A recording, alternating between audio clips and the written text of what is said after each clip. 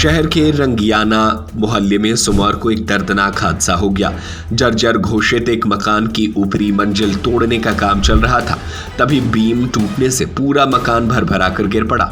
इस हादसे में मलबे के नीचे दबकर मजदूर की जान चली गई, जबकि निचली मंजिल पर रह रहे परिवार के 2 सदस्य गंभीर रूप से घायल हो गए। अब अपने सपनों की पढ़ाई कीजिए अपने ही शहर के पास। ज्ञानवीर विश्वविद्यालय नए सत्र के लिए प्रवेश प्रारंभ हो चुके हैं। अधिक जानकारी के लिए संपर्क करें। ग्वालियर जिले के रंगियाना मोहल्ले के मकान मालिक रामू शिवहरी ने नगर निगम के नोटिस के बाद ऊपरी मंजिल गिरवाने का काम शुरू किया था। घटना के समय मजदूर गणेश प्रजापति काम कर रहा था। इसी दौरान मकान की बीम अचानक टूट गई और पूरी इमारत गिर गई। निचली मंजिल पर किराएदार रमेश शर्मा अपने बच्चों रोशनी और निखिल के साथ मौजूद थे। जैसे ही मकान गिरना शुरू हुआ, परिवार बाहर भागने लगा। निखिल किसी तरह बाहर निकल गया, लेकिन रमेश और उनकी बेटी रोशनी मलबे में दब गए। मोहल्ले के लोगों ने तुरंत दोनों को निकालकर निजी वाहन से अस्पताल पहुंचाया। वहीं मजदूर गणेश प्रजापति को एसडीआरएफ और पुलिस की टीम ने रेस्क्यू कर बाहर निकाला, लेकिन डॉक्टरों ने अस्पताल में उसे मृत घोषित कर दिया। ये घटना मकान टूट रहा था, सब एकदम है ना ज्यादा मलबा की वजह से वो कील चटक गया, सो नीचे आए, इतने में मकान अचानक गिर गया। आपका कौन कौन था इसमें? वो पापा और बहन थी। पापा का नाम? हाँ, रमेश। किस किस को चोट लगी है? पापा को और बहन को। और कौन था अंदर? मिस्त्री। मिस्त्री का क्या होता? मिस्त्री का नाम नहीं पता। अच्छा, आप भी मकान में थे, कैसे आप बाहर निकले? हम तो बच गए, तो वो एकदम गिरा ना, वो अंदर की तरफ गिरा, हम बाहर की तरफ थे। आप बाहर निकले? हाँ, हम एकदम बाहर निकले आए। और कितने लोग हैं घर में? घर में मम्मी पापा भी हैं और भैया है, वो काम पे गए हैं। वो बाहर थे। हाँ, घर में टोटल 3 लोग थे। हाँ, और मजदूर थे। 3 लोग थे। हाँ, अचानक में गिर गया मकान।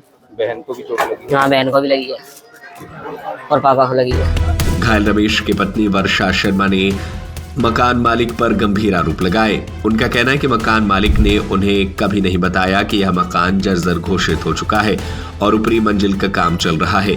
अगर जानकारी होती तो वे अपने परिवार को पहले ही बाहर निकाल लेते। वर्षा ने हादसे का जिम्मेदार मकान मालिक को ठहराया। छत पे जिस मकान पे हम रहते थे उसकी छत गिर गई और उसमें मेरे जेठ और मेरी लड़की उसमें ही अंदर हुई और एक अदर अन्य इंसान था, चाहे वो छत के ऊपर था, वो भी उसके अंदर से निकला भी नहीं। तो किराए पर रहते आपको? हम किराए से रहते। छत कमजोर थी क्या? छत कमजोर नहीं थी। छत पे क्या है, डबल मंजिल मकान था। मकान मालिक ने ऊपर का मकान उधड़वा के उसी पे सारा वो रखवा दिया मलबा, और ऊपर से उस पर पानी गिरा तो अपने आप ही चला गया।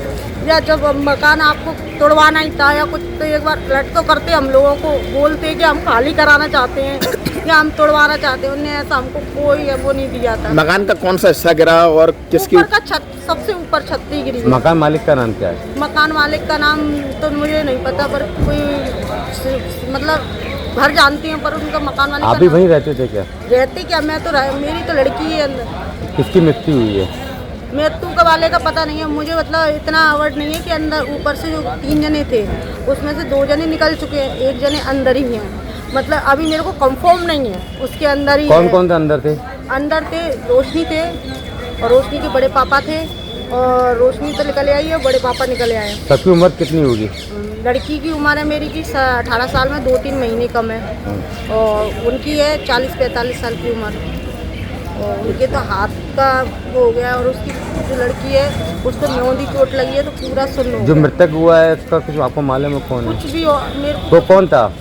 मेरे को ये भी नहीं पता, मैं ड्यूटी पे थी। मेरे को तो घर से खबर मिली है जब मैं आई हूँ। कितने लोग घायल हैं टोटल इसमें? उसमें 2 लोग तो मेरे सामने ही है, जो मैंने आपको बता दिए, और अंदर का मतलब और आजू बाजू के लोग बता रहे हैं कि एक इंसान। और भी किराएदार रहते थे क्या आपके साथ? नहीं, किराएदार कोई नहीं था।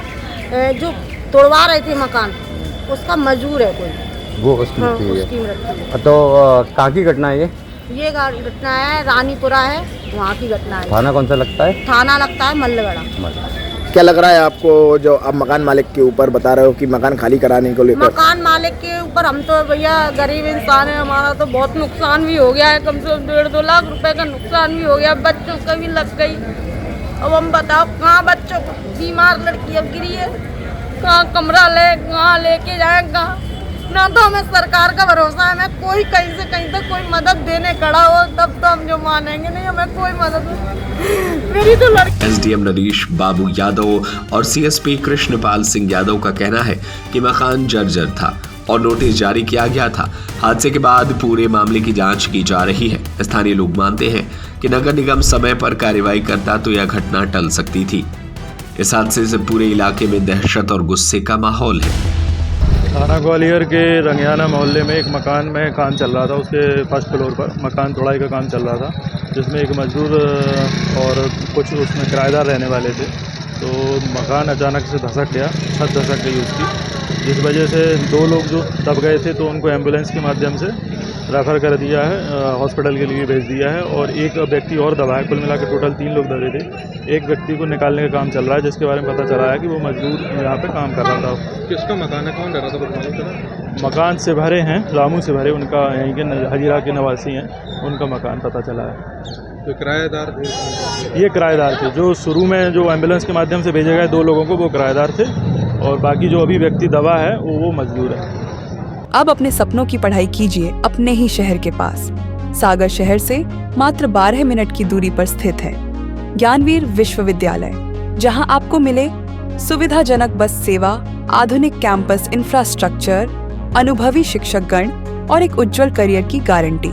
यहाँ उपलब्ध है प्रमुख पाठ्यक्रम जैसे management, pharmacy, agriculture, engineering, law, fine arts, hotel management, संगीत और नृत्य, पत्रकारिता और जनसंचार, परफॉर्मिंग आर्ट्स, जनरल कोर्सेज, शारीरिक शिक्षा, योग, पीएचडी सभी विषयों में।